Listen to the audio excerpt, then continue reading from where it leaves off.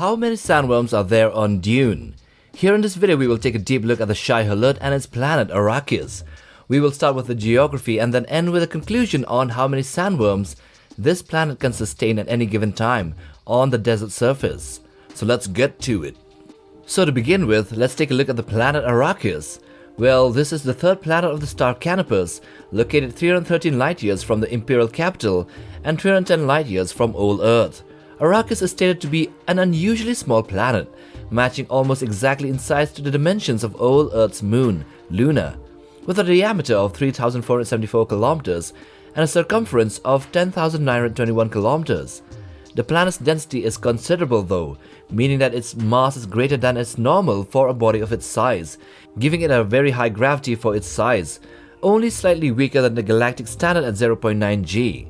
So with these numbers, let us assess the surface area of the planet so we can know the potential area for sandworm habitation.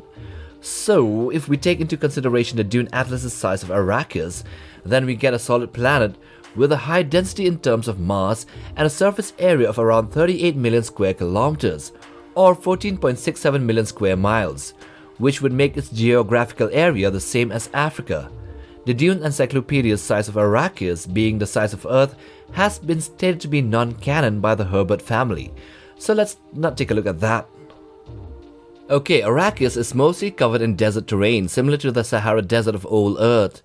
The Great Flats, as it is known, is an open flat desert running from approximately 60 degrees north to 70 degrees south in that planet and consists of almost entirely of sand dunes, and the region is covered with sandworms throughout, with a species inhabiting every part of it.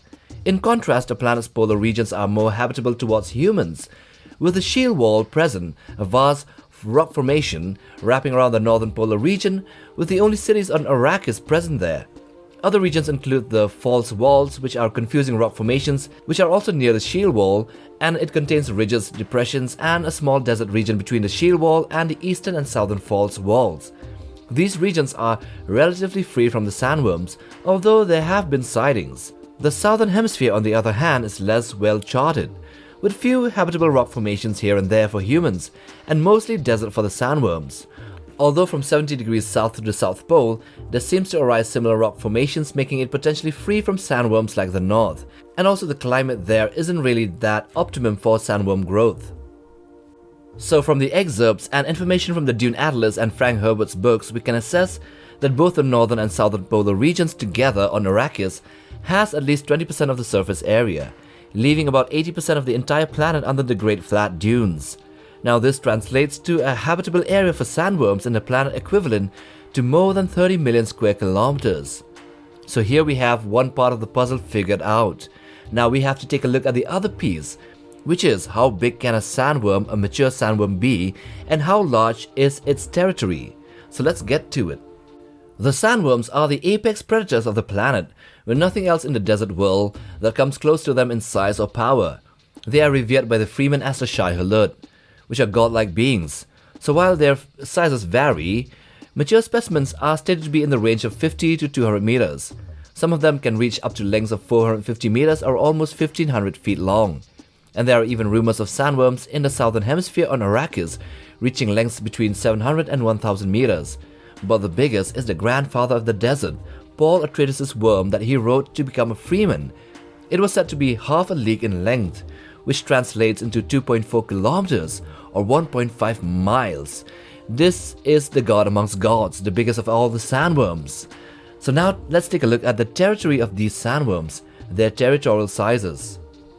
So in the beginning of the Dune saga, when Leto Atreides got stewardship of the planet Arrakis, he goes out to see a spice mining operation with Kynes. The latter says that each worm claims an area of around 300 to 400 kilometers, the big ones having a territory of around that size, and the smaller ones obviously of a smaller degree. And so even the larger ones will have an even bigger territorial space, as by pure logic, of which they are highly defensive of. Therefore, if we take this 400 square kilometers as average, then we just divide the habitable surface area with the average worm territorial space, and then we get the actual population, which gives a population of 75,000 for the Dune planet. Its size as per the books, as per the Dune Atlas, and this figure is just for the adult worms. Then there are also the juvenile sandworms that are stated to be more in number, with the majority of them actually dying out, but with a sizable ratio surviving into adulthood. Therefore, the total population would be several times more, but the exact figure would be hard to determine since there is no exact ratio of adults to juveniles in any of the books. But we can imagine it'll be in the hundreds of thousands as per the Atlas figure. This would mean that there would be magnitudes more if the sand trouts are taken into consideration, with one statement saying that they die out in the millions during each spice blow. These huge numbers render the planet highly dangerous for humans to live on, which would make sense as by the Freeman's culture and their constant need for walking without rhythm in the desert so as to not attract the attention of the sandworms, which are basically present everywhere, and can be called upon by the use of thumpers in a matter of minutes. This expansive population would also explain the absence of water on Arrakis since the sandworms, in their sand trout phase, would trap and encapsulate the water underground, and then morph into the juvenile stage and then to the adult phase, which will require centuries or even thousands of years to occur. Leto Atreides, the son of Paul Atreides, the future God Emperor, talks about the sand trouts and children of Dune. He says that they were introduced on Arrakis from some other place, and that the planet Arrakis was actually a wet one in the distant past, with oceans and lakes. The species proliferated beyond the capability of the existing ecosystems to deal with them. These sand trouts insisted the water, the available free water, underground, making Arrakis into a desert planet over time, and they did this to survive, cause in a planet sufficiently dry they could move on to their next stage, the sandworm phase, and then further terraform it to thrive on. So that's all about the sandworms from Dune and their true numbers on the planet, which be around 75,000 for the adults and in the millions for the sand trouts and the juveniles. Now if you like this video, then watch this other one as well, and do check out our channel for other monster content. Like, subscribe, and we'll see you in the next video. Take care, fam.